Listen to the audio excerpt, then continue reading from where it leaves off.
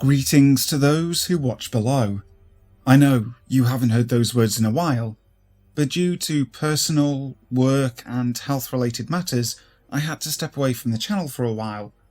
But I'm back now and ready to gear up for a fantastic future with the channel.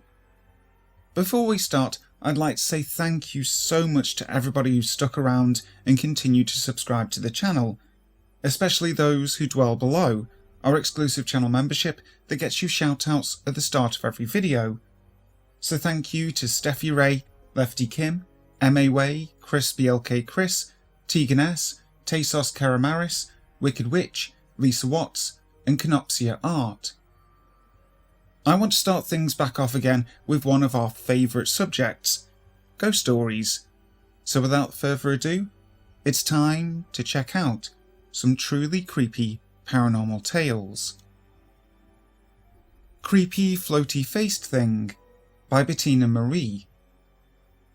When I was 18, I shared a flat in Boise's historic Warm Springs neighbourhood with two of my younger brothers. The house we lived in was old for the area, divided into our upstairs apartment and our neighbours below. We were smack dab between a hospital, the old Idaho State Penitentiary, and the old Fort Boise Cemetery, a few blocks or so from what is left of historic downtown Boise and the tunnels where Asian immigrants were forced to trade. Plenty of history roaming around. We all loved that house, even though its odd division meant that our living room was formerly an upstairs porch, complete with a front door and windows which opened into the main house. The porch had been closed off, with more windows all along the three outer walls. We rallied some milk crates, a boombox, a hideous pink rescue couch, and a posh, velvety spinning 1970s thrift store rocker recliner. We tacked up a few yards of gauzes curtains and considered ourselves smartly furnished. The only way the couch really fit into the narrow room was along a shorter wall, facing the length of the room and three walls of windows. The rocker we put in the middle, just even with the door, beneath the front set of windows. It was humble, but homely, in the way only a grubby punk bachelor pad could be. One warm autumn day, I came home from work to find my brother's girlfriend Kay waiting for him. She was sitting on the couch, so I plopped in the rocker and chucked off my shoes. It was sunny and hot, and we did not say much, just listening to music and smoking cigs. We didn't really know each other well, so we were just kind of both awkwardly waiting for the guys to come back. Lazy and sweaty from biking home, I was shoving the rocker slowly side to side, back and forth, pushing with my stockinged feet on the windowsills. Several times as I came around the back side, I imagined that I saw a grumpy little wrinkly face staring into the sunny upstairs window. As that is impossible, I assumed tricks of contrast or reflection and just kept rocking back around. Then I had to stop and stare out the window. Floating away from the window and turning to my left was a clear, or pale, very skinny, small wizened figure with the face of a grumpy old person. It had like a ruffle nightcap, like Little House on the Prairie. The figure was very small, maybe 2 feet tall. It glided with its arms drawn up stiffly, gnarled fists at a chest level. It sort of clouded and trailed off at the waist. I could not believe what I was seeing. It stared straight ahead, unhappy, so I turned away with a childish hope that it had not seen me. I had goosebumps all over, sitting in the sun. I sort of mentally chastised my wild imagination and just kept sitting there quietly with Kay. The last thing I wanted was to make things more awkward. Then out of the blue she's like, "Did you just now see that banshee behind you in the window?" It had sort of looked like the banshee in Darby O'Gill. She had been watching it float outside behind me. Freaking out, we both described seeing basically the same thing as one another. She was in tears. We went downstairs and sat outside until my brothers came home. Kay was still very upset, and one of our friends, an army medic, treated her for shock.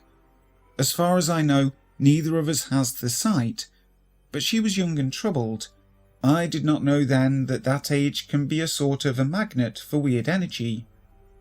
Other weird, unrelated things happened at that house. Before and after, my brothers heard footsteps in the empty kitchen on the other end of the house. They did not tell me until years later, or that at our neighbour's house one could sometimes hear laughing or a party. The house had previously been a brothel. I don't think what Kay and I saw was an actual banshee, but I cannot say if it was a ghost or what. It was so small. Wouldn't a person ghost be person-sized? It did not seem like it was trying to get in or be seen. Shadow Person in the Family by CarmenXerxes. I don't know where to put my experiences out of paranoia that I will be categorised as a lunatic. Ironically, I had a history of being a hard skeptic who mocked anything that was paranormal, supernatural, anything that is spiritual. But I know it's because I don't want to give it attention out of fear, and I don't want to see visions again. Seeing visions in these entities was very confusing and irritating for me as a child. I tried testing if I was schizophrenic, but no. It also came with hearing them, feeling them, and even catching their scent for just as long. But the ones I'd like to talk about today are shadow people. They were the first real, vivid experiences I knew weren't just figments of my imagination. I remember they came in groups at night, but there was one who was darker than the very shadows themselves. The darkness of this entity was so dense that light seemed to be absorbed on contact to it, nor can the light reflect to escape its figure. I would see it come in through the light of the bathroom door, like directly in the light, so I knew it wasn't just shadows playing tricks. Its feet would crunch against the carpet floor as it moved around my bed, never taking its eyes off of me. It was tall, but it would slink down behind the foot of the bed where its head would peek out. This one and those around it would give off emotions of sheer trepidation. If I moved, if I didn't pretend to sleep, it would be right there, getting closer. Alongside these wide-awake terrors, I would have horrible nightmares back to back every night. I decided to change it up a bit. I wanted to create a truce with it, so I would offer it cookies under my bed as a child. Of course, none were taken, or I assumed my father would simply know about it and eat them. Either way, it was symbolic that I just wanted to ease my stress. However, one night when I was 7, I dreamt that I jumped out of bed and confronted the shadow person. I started to slowly suffocate him until he dissolved. Ever since that dream, the shadow people stopped visiting, until I met another shadow person years after, in a new home over 15 years later. It was a very familiar aura coming up the stairs of that house. In the shadows, I saw a dense blackness, and I know it was watching me. It gave off the same eerie, air-thickening sensations, but I didn't sense it was a threat. It would stare at me in its eerie glory of being the darkest of shadows, and its ever-moving figure, but it kept its distance. Something in me told me, you have far more power now, and it knows it. I was also getting into witchcraft after finally realising that nothing could help me truly escape from seeing or interacting with spirits and entities, and I didn't want the fear of it to control me anymore. I set up wards, looked at him in the darkness of my house one night and said, "You try anything, I'll inflict harm and throw you out in the cold." I don't know what good that did, but in my observation they seemed to dislike direct confrontation, or any indication that you have any intense will to fight back. Over time I didn't pay too much mind to this entity and just allowed it to wander around. No ill happenings have taken place, no indications that there are any strange mood drops, and the presence felt less intrusive despite that it's still prevalently there. I had friends who are into mediumship immediately pick him up in my home, but they also didn't feel anything really threatening other than the usual eeriness. One night I felt a dip in my bed before I went to sleep. I felt and I heard something breathing too, in staccato breaths. I didn't really want to look over at what it was, other than I knew who it was. It just simply laid there next to me, and I can just imagine it was staring. I decided to say, You can lay here if you want, but anything else, I will hurt you." I was actually more scared than I tried to let on. After researching on the phenomena of shadow people, they seem to feel and take that fear in as an advantage. But seemingly in this case, it was nervous to return. The turn was when I had a dream, or I astrally projected. I went out of my body and started to wander around my own home. Before I started to venture beyond my front door, I saw it stepping into my view, and I heard its raspy, distorted voice echo, "Go back to your body. It's dangerous out there without it." With that, it escorted me back into my bedroom, and I woke up. Since then, when I have dreams of leaving my body, I see the entity coming in to block me and send me back and tell me it's for my safety. I decided it wasn't going to hurt me, and I made the decision to set up some fresh black tea upon my altar for him as a sign of a truce for now. In the reality of this, I am still readily available to the idea that I am just delusional. It was tricking me, or it was a figment of my imagination. During times when I want to give up the notion it's real, I had people claim they saw a really dark humanoid shadow coming and going by in the blink of an eye in my home, without me telling them anything about it. Currently for now, he is considered a family member of my spiritual team. I will not give away his name, other than he's grown to be actually someone of comfort. However, for any entity or any person embodying a vessel, I won't let all of my guard down if anything else happens. I'm still very perplexed about the concept of what is a shadow person, other than articles upon articles of supposed assumptions or experts preaching their demonic, guardians, extraterrestrials, or other. The only thing I care about is if it respects my boundaries and if it later shows other considerations. I will return the favour and I'll gain respect for it until further notice. Before we carry on to the next story, I'd like to remind you that if you haven't subscribed to the channel yet, make sure you do, hitting that notification bell so that you never miss a video. And if you like the stories so far, make sure to smash that like button. It's right down there next to the subscribe one. Now, on with the stories.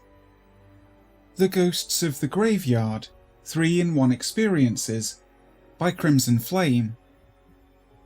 First off, let me say, supernatural experiences are not by any means uncommon in my family. Some of us welcome it, some of us ignore it, some of us think such sensitivity little more than a curse. I'll mention a few standouts quickly. My grandmother is particularly sensitive. Dad thinks she doesn't talk much about her experience or skill because of her family background. Her father was a very predominant townsman, and an odd daughter would do nothing for his favour. He was also very religious. She once had a dream, well, one she told others of, where she was visited by an old friend in the yard they used to play in, where after sitting on the old tree swing, her friend left after telling her goodbye. We learned, a few days later, that this woman had been in a coma for a few months and had died peacefully in her sleep the morning of this dream. My father has had experiences himself. He believes he saw in the mid-50s, early 60s, a real witch, or potentially a ghost of a distant era, wandering around the outskirts of an old Indian burial ground. This was a time when people didn't care for such stuff, that had been disturbed for the construction of a subdivision. He can still recount what she looked like 40 years later. My brother has had experiences, the most interesting being when he was 14 with an entire room full of classmates getting changed for gym. He and many others saw a softly glowing blue male humanoid walk through the door, pass by them all, and into the shower area. Some of the brave kids, there were about 12 to 16 boys, chased after this figure, but when they turned the lights on, no one was there. Apparently, during the gym being built, some poor sod was killed in a horrific accident. I've had a few experiences with the supernatural. One I will recount is what happened a few years ago while taking part in a war reenactment taking place in the local graveyard. Now, for the record, like my grandmother, I do not like graveyards. Her reason is her own. It might be related.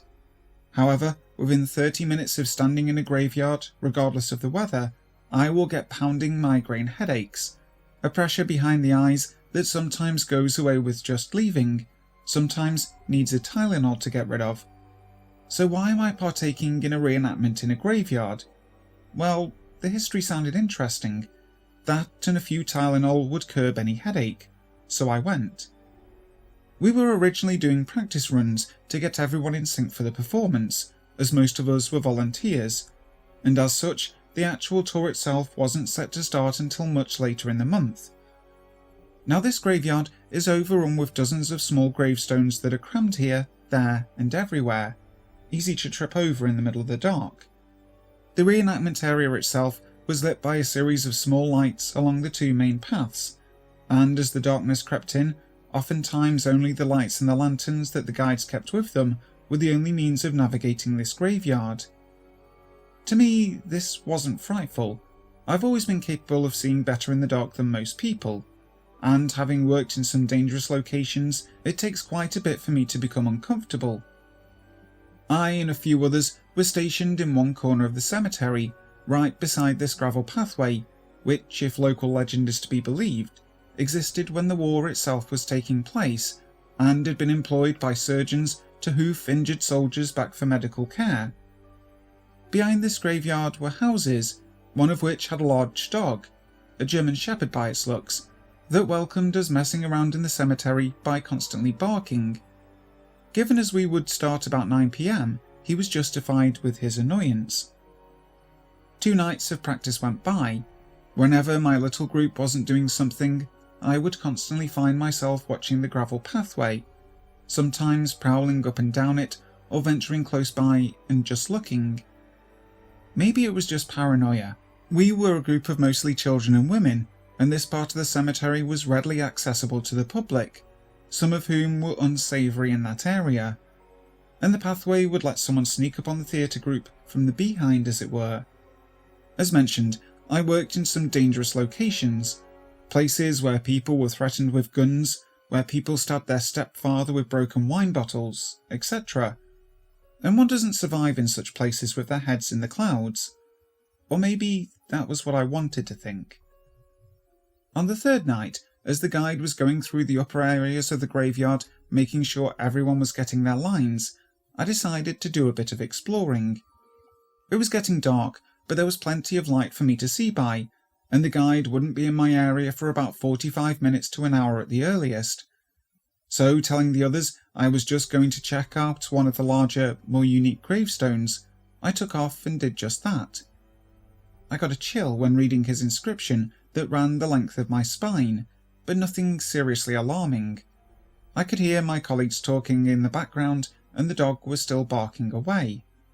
However, it was on my way back, walking alongside the gravel pathway on the grass, intent to scare the people in my group, that I realised something was following me. I could hear the gravel crunching underneath what seemed to be more than one set of feet. Now remember, I said this area was easily accessible to the public, and given that this was nearing 10:45 PM, I couldn't see any reason why a respectable person would be walking down what was essentially a very dark pathway in the middle of the night. So I turned around, expecting to confront someone up to no good, only to find myself facing absolutely nothing. Or nothing for a few seconds. Even as I decided my mind was playing tricks on me, and it was time to go back to the others, every single hair on my arms and on the back of my neck rose on end. Despite the humid temperature, a nice full night, and the fact I was wearing a long-sleeved jacket typical of that era, my skin immediately erupted into goosebumps. My headache, itself a constant dulled ache, intensified. That dog, who was constantly barking at us, uttered one single high-pitched whine and fell utterly silent. Now I know others say when they encounter the supernatural, they get a gut-wrenching feeling, or they feel paralysed, or they run for the hills. As I mentioned, such encounters are not unusual for my family. I and my family, when I was much younger, lived in a haunted house where a doctor had tended to patients that died, and where he himself had died. Actually, that isn't the only haunted property known to the family. So I stood still, some 100 yards if that from the others in my group, listening. Did I feel terror? No. Paralysed? No.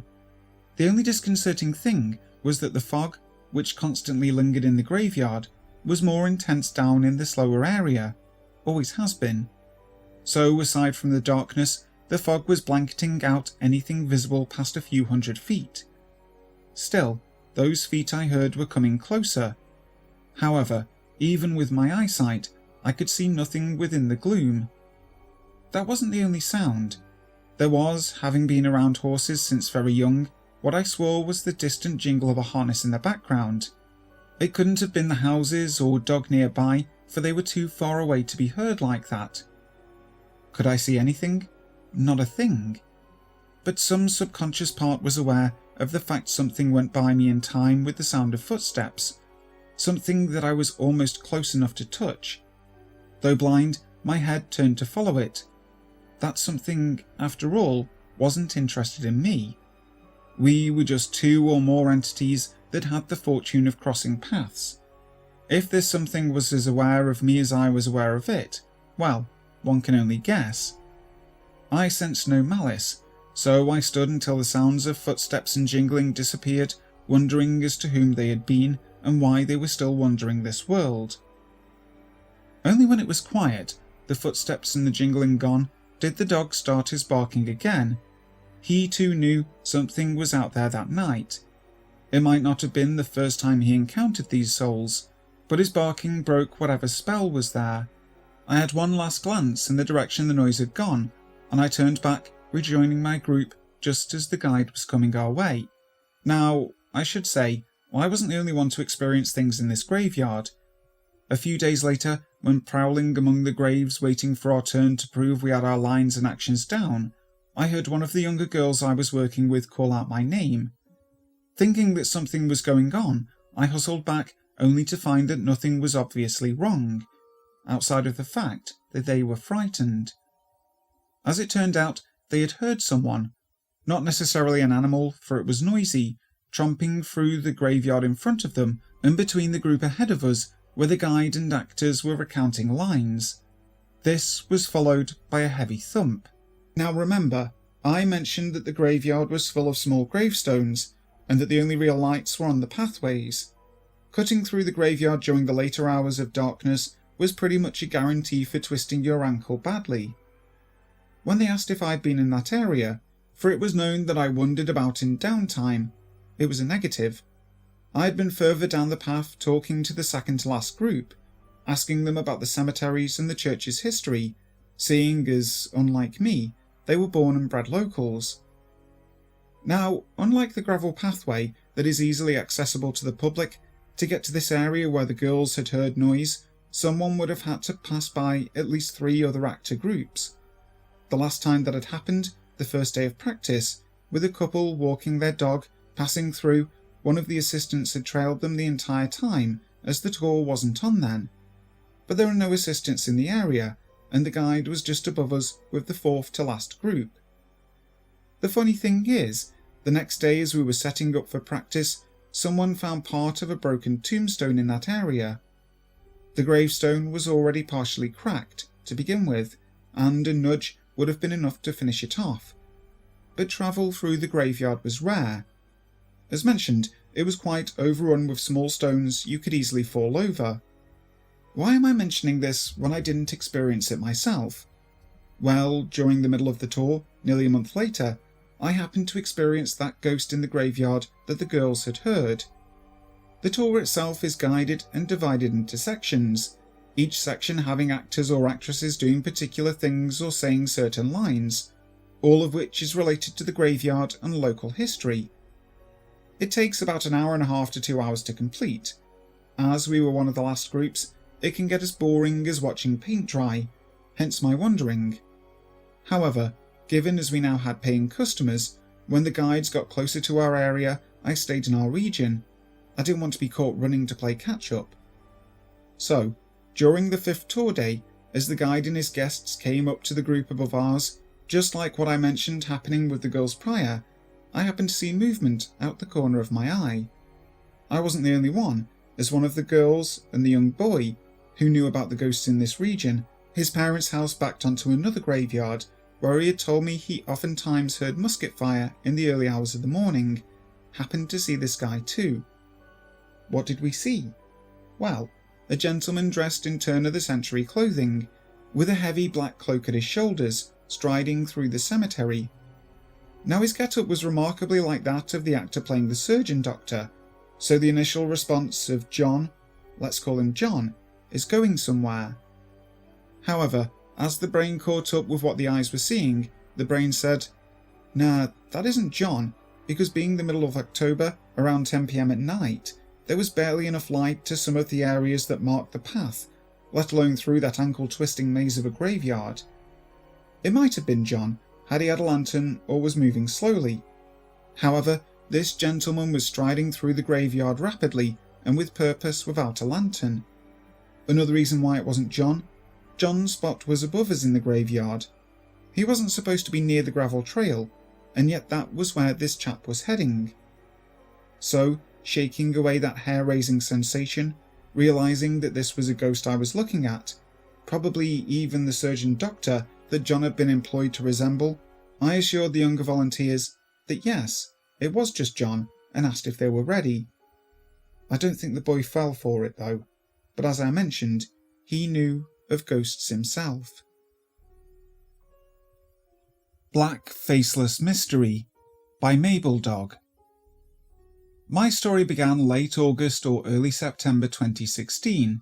The school my son goes to called us and said he was crying, and when asked why, he told him that the mystery person told him to hurt his brother.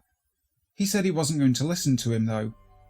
At the time, I didn't think much of it, because school can be stressful for a 5-year-old that has just started kindergarten. My wife and I shrugged it off as his imagination. He does play pretend with normal things like Ninja Turtles and stuff, so at the time this didn't seem too crazy. A few weeks later, I picked him up from school and we went to Walgreens. On our way, he mentioned that the mystery person was following us. When we got to the store, he said, "Look, Daddy, he's crawling on the walls. He's crawling on the ceiling." I looked at him, and while he was saying this, his eyes were definitely tracking something that I could not see. I asked him what his name was. He told me, "He can't tell me his name." I asked, "Well, why not?" And he said, "Because he has no face. He has no mouth, no eyes, no nose or ears." I thought this was getting a bit strange, but being a very rational person, I still assumed his imagination was just running wild. He would still talk about having seen it at school over the next month. I didn't get many details about it until probably early November, when we were downstairs playing. He said he had seen the mystery person at school. I asked him, where does the mystery person come from? He told me he comes from underground and is covered in fire. At this point, I began to suspect maybe there is a bit more to this thing than just imagination.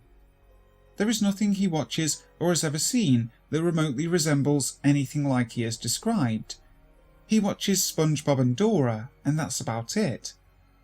My older son, who is 7, said the mystery person is not real.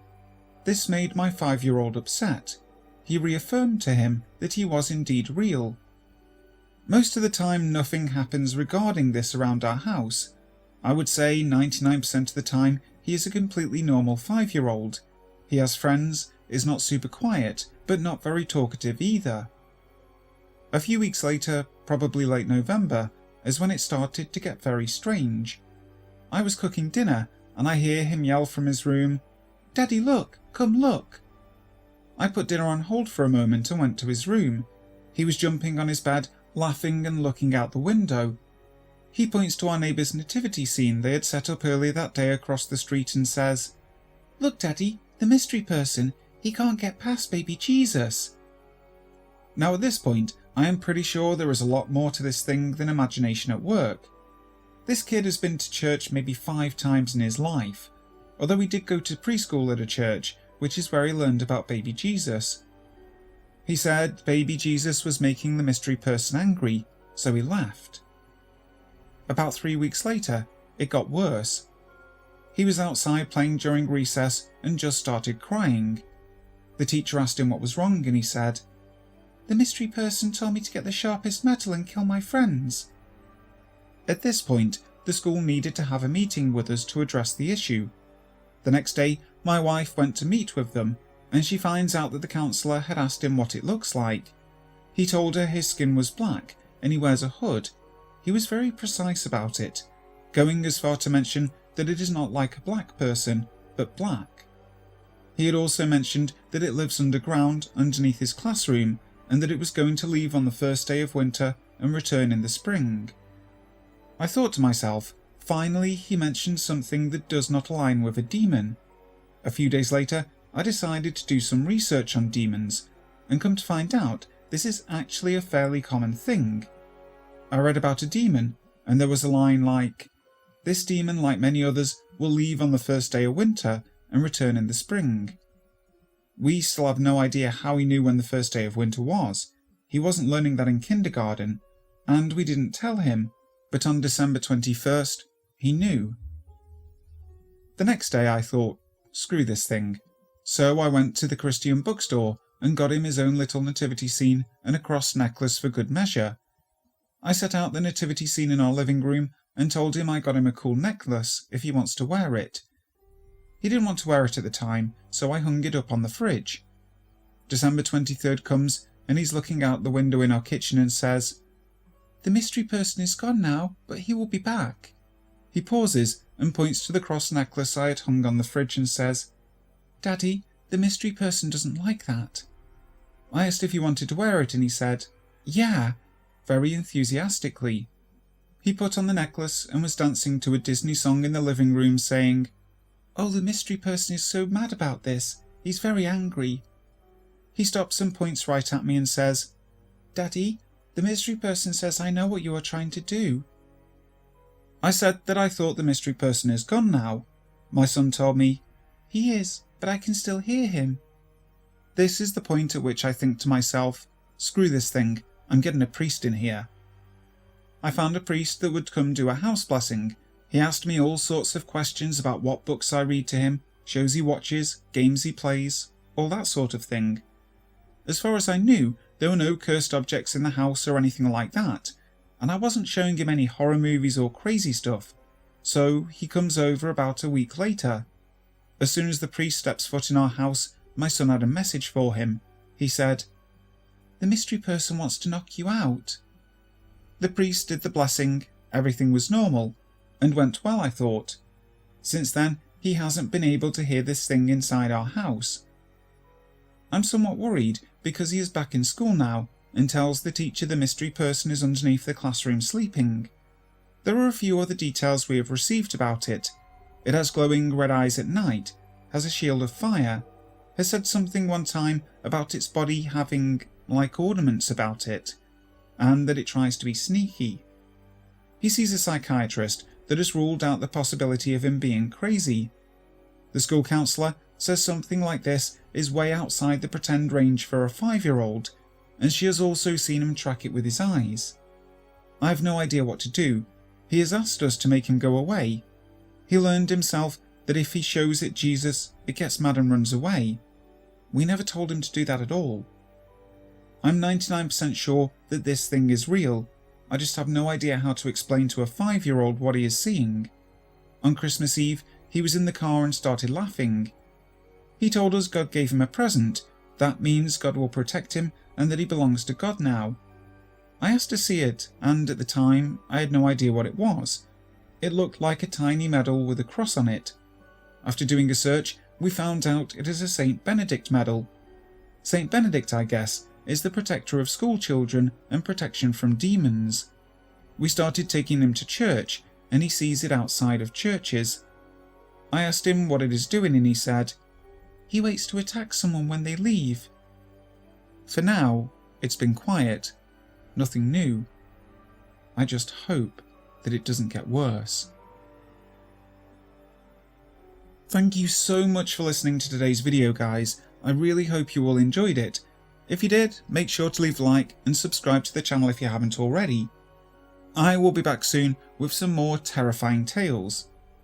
So, until then, sleep tight.